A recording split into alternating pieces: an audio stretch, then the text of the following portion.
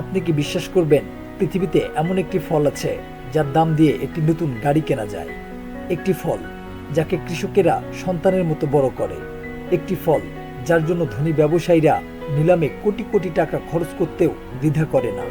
আর একটি ফল যাকে জাপানে সম্মান, মর্যাদা এবং বিলাসিতার প্রতীক হিসেবে দেখা হয়। আজ আমরা প্রবেশ করতে যাচ্ছি এমন এক জগতে যেখানে একটি সাধারণ ফল পরিণত হয়েছে পৃথিবীর অন্যতম মূল্যবান সম্পদে। এটি হলো ইউবারি কিং মেলন। জাপানের উত্তরের দ্বীপ হোক্কাইডো, বরফে ঢাকা পাহাড়, কনকনে ঠান্ডা বাতাস এবং নিস্তব্ধ প্রকৃতির মাঝখানে রয়েছে ছোট্ট একটি শহর, ইউবারি।